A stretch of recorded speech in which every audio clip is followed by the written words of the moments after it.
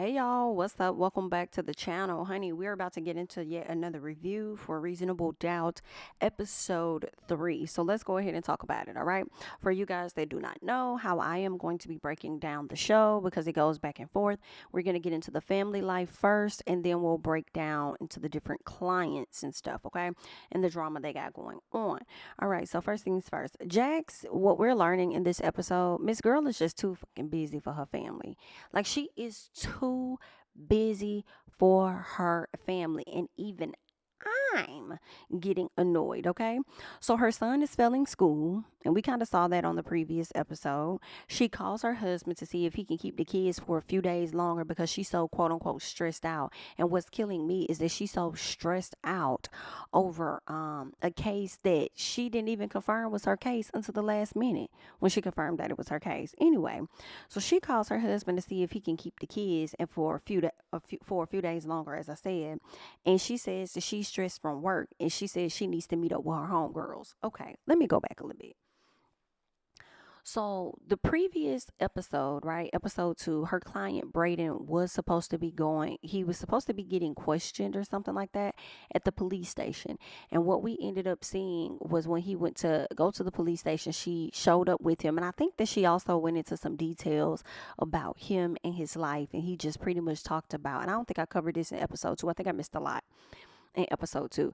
But what ended up happening was she met with Braden and she talked to him about his family life or whatever and stuff. And we learned that he was with his white girlfriend before he even, got to where he is today and all this other stuff. And he's supposed to be going down to, have a conversation with the people in the system, like the DA or whatever. He's supposed to go to the DA's office and have a conversation and talk to them or whatever, right?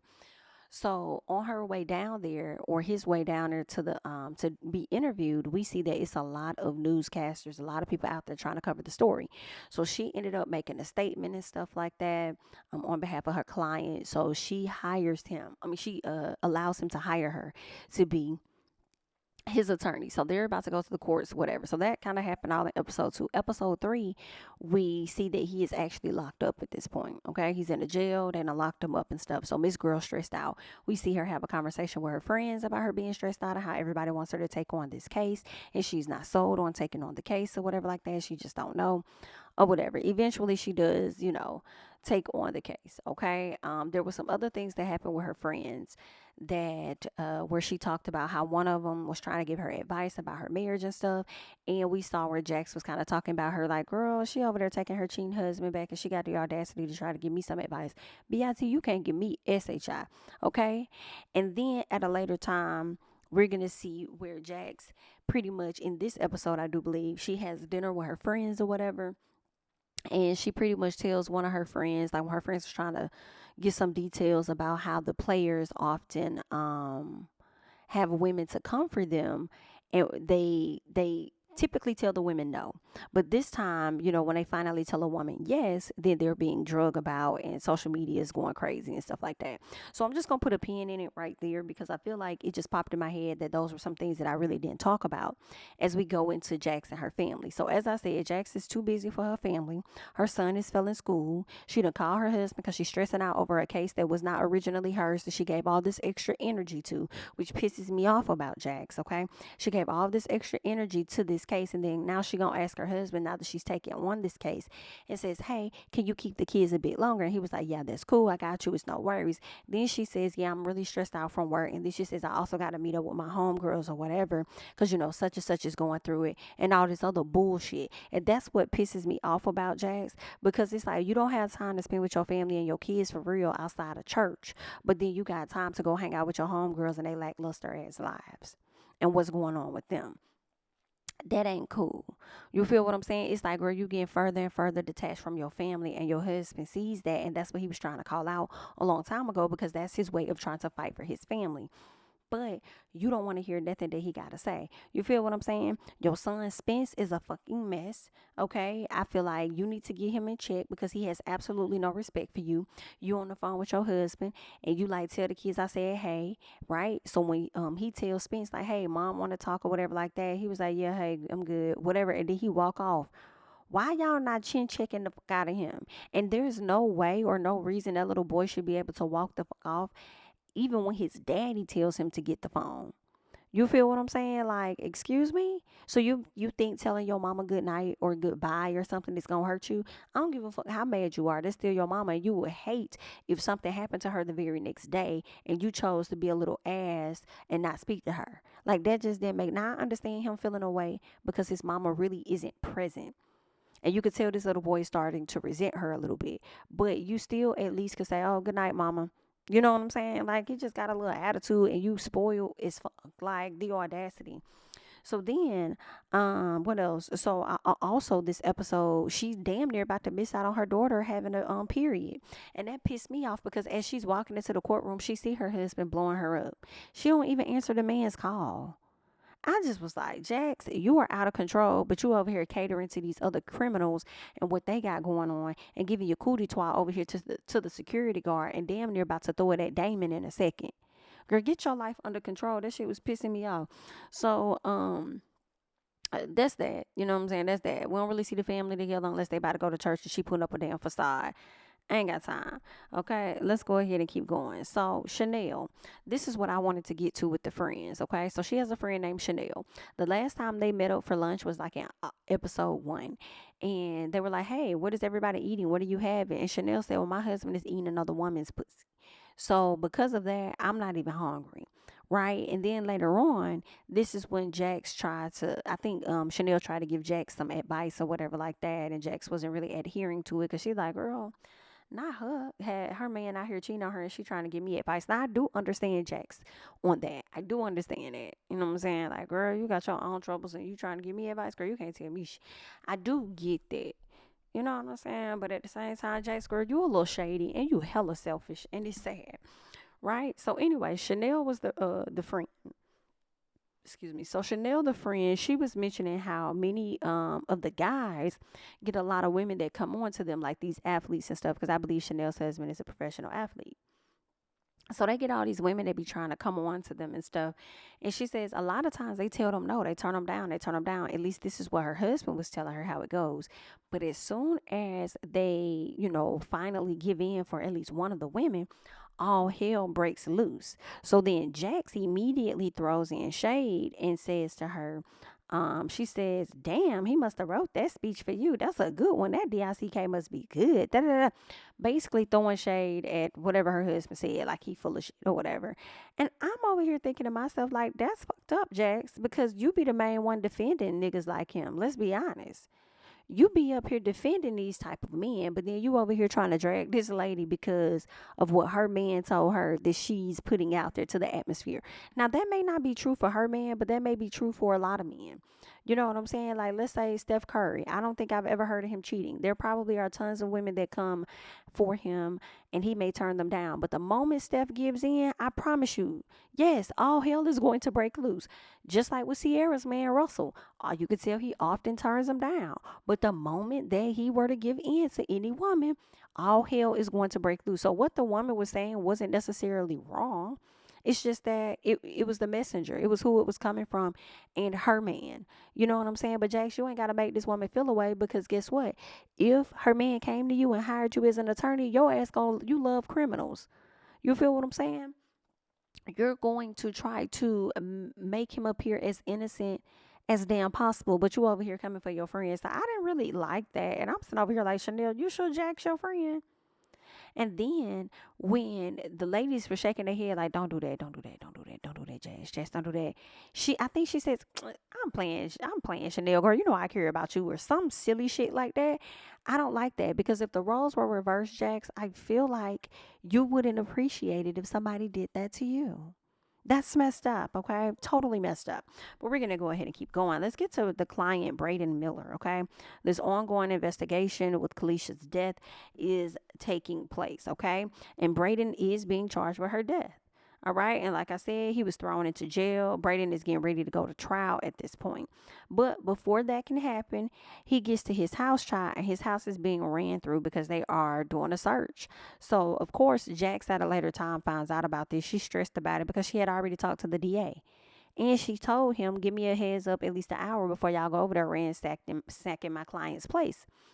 Only makes sense. Like, at least notify the people that y'all are coming. It could be within 30 minutes. That don't get them enough time to hide anything for real, for real. But dang, I mean, maybe that's the whole point of the search warrants. But can y'all like do a better job of that? Like, girl, that's just gotta be crazy. Messing people's house up, then expect them to put it back together. Now, granted, he is a billionaire or whatever, so he can hire people to come back and clean his house up and put it back in order how it needs to be in order. But anyway, good luck, okay? Now, Braden's wife was about to leave him, okay? And this happened later on that night, all right? Because first of all, she's a little clueless, so she's acting as though she didn't know anything that was going on. Like, oh my God, well, it's me. What is happening? Da, da, da, da, whatever. Because when the attorney stopped by the house the last time to have a conversation with him, she was going to join in on the conversation. And then he said, hey, babe, don't you have a fundraiser or something you got to go do? So she ended up going to do that. So she doesn't fully know everything that's going on because Braden told her, listen, whatever rumors are out there, just act like, girl, just know that they just rumors. Like, these people don't know what they're talking about. So Braden's wife at a later time, once she continues to find out what's going on, Miss Girl is like, I can't deal with this shit. Like, I'm finna go. Like, you got me fucked up. Like, I am out of this bitch. So then Jax pulls her to the side and she starts talking to Jax.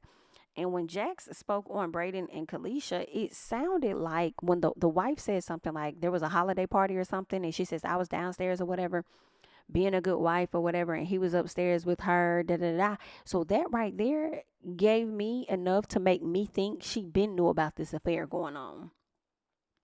She been knew about this affair going on. So again, I go back to episode 1, I believe it was, where, or maybe it was episode 2, not sure which one, but I go back to an earlier episode where the receipt to the valet was found inside the house. So it's giving me that could the wife have actually been the one to commit such a murder, right? While everybody is blaming this on Braden, it could be flipped and it could be the white wife that ended up clapping the lady.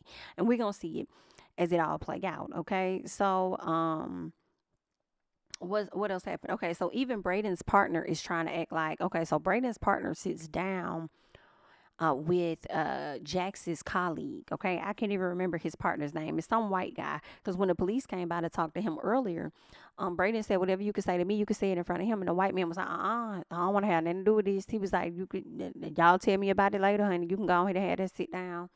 This ain't got nothing to do with me. I'll leave y'all to y'all privacy. But the way he sat down and talked to the other attorney, he pretty much acted like, one, he didn't even know they was messing around. And I said, you a dog mutt face ass lie if you didn't know they was messing around. The photo that Braden looked at on her desk was a clear indicator that they was messing around. His arm is on your shoulder, but his arm is around her waist very closely to him. Like, that was a giveaway, okay? Then he gonna sit up there and blame Kalisha for stealing money. I said, not you over here blaming this lady for stealing money and stuff. Like, I don't, like, you sure? Because it's given that you probably was stealing money from the company, but trying to put it off on her, giving more of a reason as to why Miss Girl probably would have got clapped in the first place. Like, I don't trust it. I don't trust the worker. I ain't saying the worker killed Kalisha, but I am saying that he probably was doing some underhanded stuff. But now my eyes are still on the wife, though. But we're going to keep going, okay? At first it was on the cousin, now it's on the wife. It could be either or, but I'm adding the wife to the suspect list for me. Okay, so they go to trial only to end up on the calendar for an actual trial date. So Braden is like, Jax, what the hell is going on?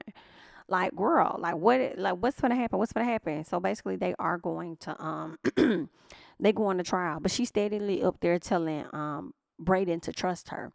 I'm a bit concerned because I'm thinking about Damon getting out and how she lost that hearing.